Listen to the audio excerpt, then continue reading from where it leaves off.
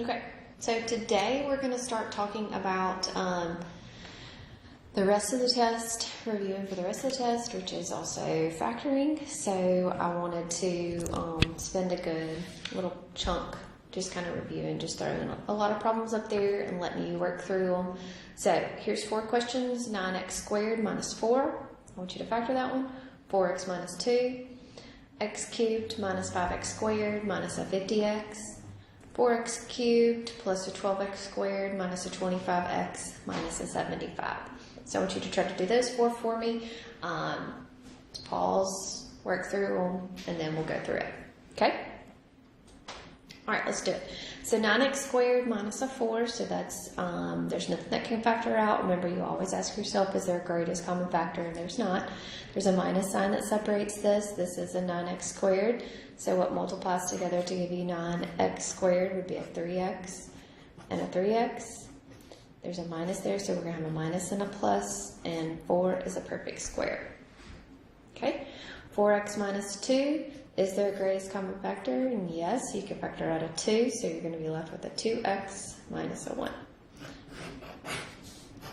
Remember, check your answers. Okay?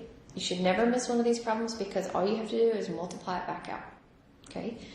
X cubed minus a 5x squared minus a 50x. So is there a greatest common factor? Yes, there is a greatest common factor of an x.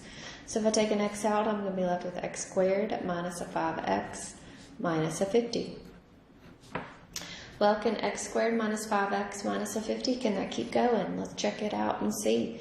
X squared minus 5x minus 50. So can something multiply together to give me a negative 25 and at the same time add together to give me a negative 5? Negative 25, what would that be? So that would be a negative 5 times a 5, and those two things would add together to be a 0. So no, that won't work. What else would multiply together to give you 25? Okay, that would be what? Negative 25 times a 1, and negative 25 plus a 1. Okay, that's not true. Okay, so those two things, that's all I can do there. So this is as much as I can go. Okay. All right, so what about this one? 4x cubed plus a 12x squared minus a 25x minus a 75. So there's 4 terms there. There's nothing I can factor out, so I'm going to group. Out of the first grouping, what can I take out? I can take out a 4 and an x squared. If I do that, then I'll be left with an x plus a 3. Out of the second grouping, what can I factor out? Okay, I can take out a negative 25, and when I take out that negative 25, it's going to change that to a positive. Your parentheses are the same, so you're going to be left with x minus 3 times 4x squared minus a 25. Okay, well, you always need to make sure that you are completely finished. Right here, 4x squared minus a 25, I can keep going. I can keep going there because there's a minus, and those two things are perfect squares. 4x squared, 2x times 2x. 25, 5 times 5. Okay, so x plus 3, and then you'll have 2x minus 5 times 2x plus a 5. Okay? All right. Let's do a few more.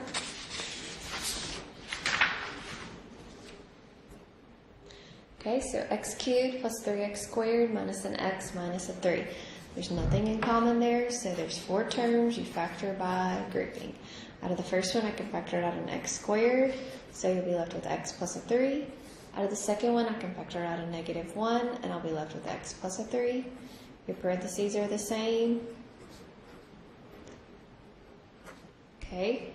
Well, what happens again? X squared minus 1, that can factor again. X minus 1 times x plus 1. Because that is the difference of 2 squares. Okay, it can keep going there. If that would have been a plus sign, then I would have stopped. Okay, I wouldn't have done anything else. Okay, what about this one? X squared plus 2x minus a 48. So I've got to figure out what multiplies together to give me a negative 48. What multiplies together to give you a negative 48 and adds together to give you a 2. So what's that?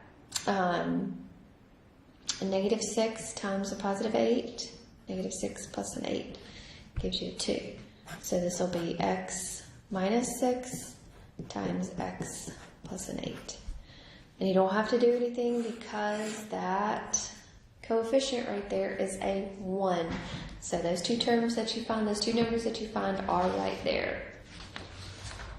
Okay? Alright. Let's do two more.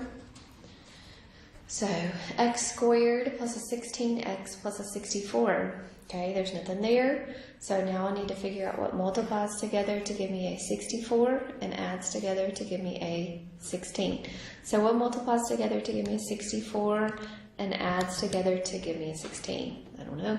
32 times 2 gives me a 64. 32 plus 2 does not add together to give me a 16. Okay. What about 8 times 8 gives me a 64, and 8 plus an 8 does add together to give me 16. There's nothing right there for the x squared, so this could just factor as two binomials, and they're going to be x plus an 8 times x plus an 8. Those are the same thing, so that could be rewritten as x plus 8 squared. Okay. Let's look here. 8x squared minus a 6x minus a 5. So here, there's nothing, there's no greatest common factor there, so I need to multiply 8 times negative 5. So I've got to figure out what multiplies together to give me a negative 40 and adds together to give me a negative 6. Okay? So something has to multiply together to give me a negative 40 and add together to give me a negative. So that one term needs to be negative. So negative 8 times 5 gives you a negative 40, but negative 8 plus a 5 is going to give you a negative 3. So that's not right, right? All right, what else multiplies together to give you a negative 40? Negative 10 times 4, that's what I can think of. Negative 10 plus a 4, that does add together to give you a negative 6. So here is different than number 7, remember? Because here now the leading coefficient here is going to be 8. So I'm going to have an 8x squared that I bring down, a negative 5. So the middle term is going to become negative 10x plus a 4x. I have 4 terms, so I'm going to group. Out of the first grouping, I can factor out a 2 and an x, and I'll be left with 4x minus a 5. Out of the second grouping, I can factor out a 1, and I'll be left with 4x minus a 5. My parentheses are the same, so you can take out 4x minus 5, and you'll be left with 2x plus a 1. Okay? So that is factoring. So it's the fourth thing that is on your test. And then dividing by binomials.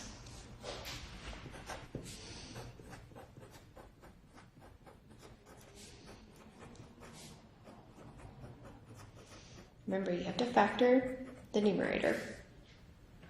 Okay? Let's get one out here.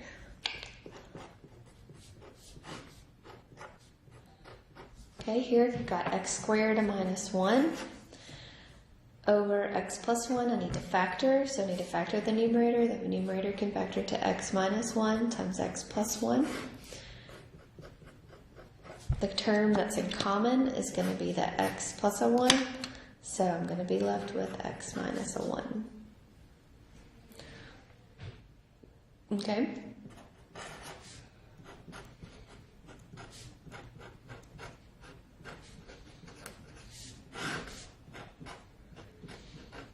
Alright, what about this one? X squared plus an 11x plus 28 over an x plus a 7. So I need to factor the numerator. It's a trinomial. So what multiplies together to give me 28 and adds together to give me an 11? So that's going to be x plus 4 times x plus 7. And the common term that's in common is the x plus a 7. So you're going to be left with x plus a 4. Okay? So remember, dividing binomials, you have to factor. Okay? All right, you have a great day.